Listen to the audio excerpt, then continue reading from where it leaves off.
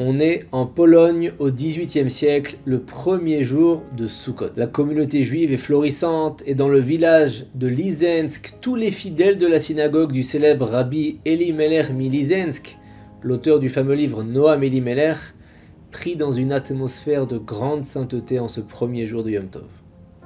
Rabbi Elimelech commence à réciter la prière du Hallel avec son bouquet des 4 espèces de Sukkot à la main. La branche de palmier, le loulav, entouré des branches de myrte, le hadas, de saule, la harava, ainsi que bien sûr, vous connaissez tous, le cédra, le hétrog. Et d'un coup, en pleine prière, Rabbi Elimelech s'interrompt sans raison apparente.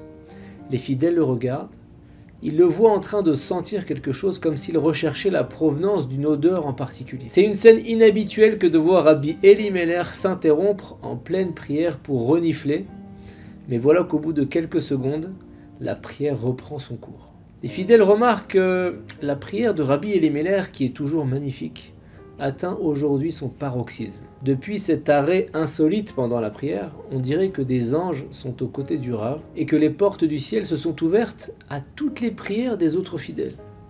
Il y a une atmosphère de kedusha, de sainteté extraordinaire qui se dégage de la synagogue. Et à la fin de l'office, Rabbi Elimelech va trouver son frère, le célèbre Rabbi Zouché de Anipoli, et il lui dit « Zouché, aide-moi à trouver l'étrog qui dégage le parfum du Gan Eden du paradis. » Et voilà que les deux frères cherchent partout. Ils se dirigent finalement vers le fond de la synagogue où est assis un fidèle qui range tranquillement son loulav dans son étui. Rabbi Elimelech s'approche du fidèle, il voit qu'il tient dans sa main un étrog de qualité médiocre, tout juste cachère, mais avec une odeur absolument extraordinaire. Rabbi Elimelech demande « Mais s'il vous plaît, dites-moi, qui êtes-vous ?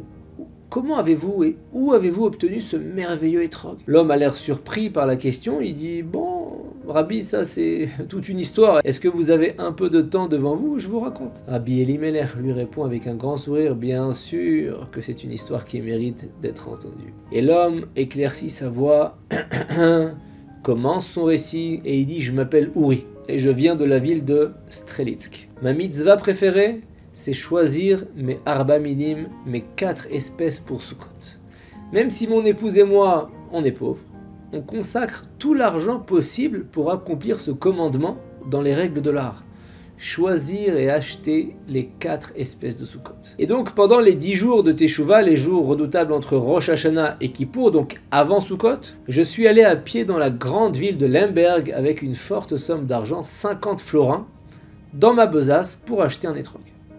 En traversant la forêt, je me suis arrêté pour prier Mincha, la prière de l'après-midi, et me reposer un petit peu à l'auberge.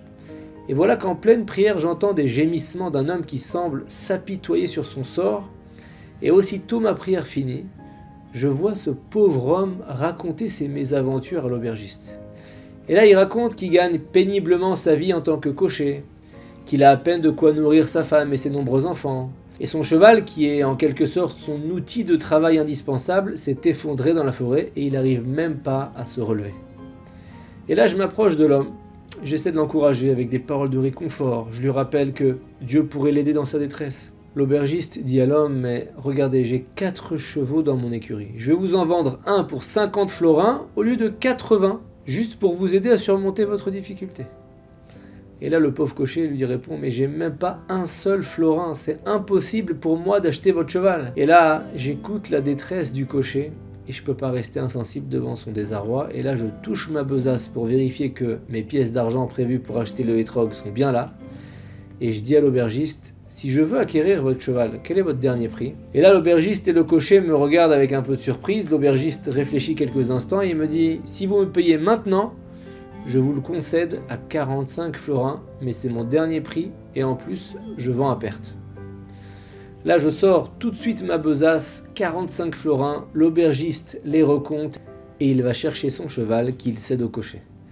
Le cocher est dans un état second, il reste sans voix, mais on voit bien que sa joie est indescriptible. Il pleure d'émotion et il me bénit abondamment. Et là, avant de reprendre ma route, je dis au cocher « Vous voyez maintenant que Hachem peut tout aider, même quand la situation semble désespérée. » Et là, quand j'atteins enfin la ville de Lemberg, il me reste plus que 5 florins sur les 50 que j'avais prévus initialement pour me procurer un hétrog de qualité supérieure. Et là, je dois me contenter de l'achat d'un hétrog de qualité médiocre, comme vous dites, mais kasher. Et ça me permet de m'acquitter de la mitzvah aujourd'hui. Et là, le visage de Rabbi Elimelech Milizensk s'éclaire et il dit « Mon cher Rabbi Uri, vous n'êtes pas en possession d'un hétrog de qualité mauvaise ou médiocre. Vous avez un hétrog de qualité exceptionnelle. Je comprends maintenant pourquoi votre hétrog dégage la senteur suave du Gan Eden. Il a fait des miracles aujourd'hui. » Et là, Uri est ému, mais Rabbi Elimelech le prend par le bras et lui dit « Rabbi Uri, votre histoire ne s'arrête pas là. Laissez-moi vous raconter la suite. Quand le cocher que vous avez aidé reprend sa route, il pense que vous êtes le prophète Eliyahu Hanavi. Il veut remercier Hachem de cette apparition miraculeuse et providentielle, mais comme il ne connaissait pas un seul mot d'hébreu, il est incapable de prier. Il a exprimé sa gratitude d'une façon totalement insolite. Il a pris son fouet, il l'a fait claquer à 2 reprises en direction du ciel et il a dit « Hachem, comme je t'aime, je ne sais pas comment te manifester mon amour, alors je claque mon fouet par amour pour toi. » Et quelques jours plus tard, on est à la prière d'Arvit, le soir de Yom Kippour. Hachem écoute notre vidouille, nos prières d'expiation des fautes. Et pendant sa prière, l'âme du saint Rabbi Levi Yitzhak de Berditchev s'est élevée spirituellement dans un voyage d'expiation vers le trône divin. Il a pris le rôle d'avocat de la défense du peuple juif. Il s'est envolé en direction des voûtes célestes en poussant un chariot rempli des bonnes actions du peuple juif jusqu'aux portes du ciel. Et là, brusquement, les forces du mal sont apparues, ont bloqué son chemin, ont déversé des tas de péchés commis par notre peuple.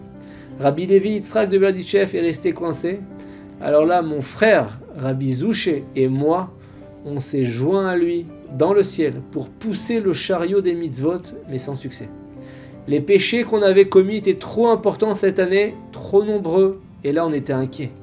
Comment est-ce qu'on allait acheminer les mitzvot du Ham Israël jusqu'au trône d'Hachem pour sortir innocent, méritant du jugement?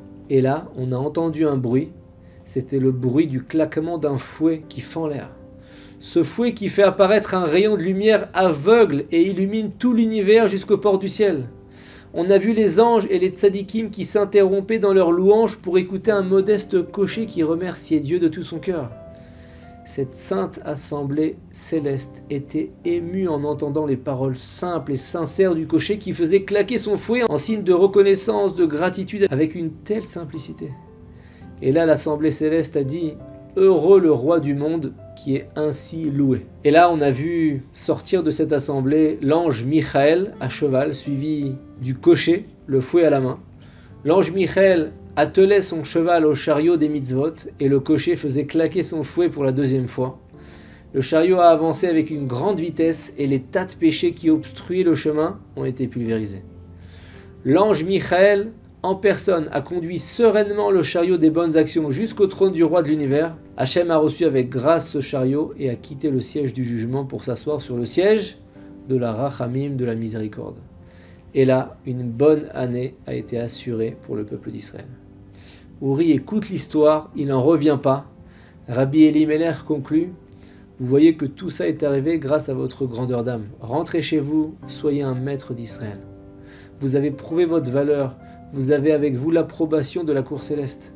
Avant de partir, permettez-moi juste de prendre votre merveilleux hétrog un instant et de louer Dieu avec. » Uri est devenu plus tard Rabbi Uri de Strelitzk, que l'on appelait le Hassaraf, l'ange incandescent, et qui a connu des dizaines de milliers de disciples.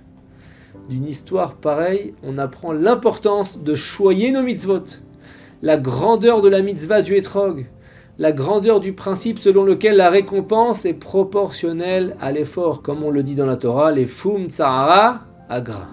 En renonçant à une mitzvah qui lui est si chère, pour une mitzvah d'amour du prochain, Uri a entraîné une succession de délivrances qui ont atteint les portes du ciel. On voit aussi dans cette histoire l'amour d'Hachem pour les actes les plus simples, faits avec un grand cœur. La pureté et l'innocence, la tmimout dans nos actions, c'est aussi et surtout ce qu'attend Hachem de nous. Shabbat Shalom.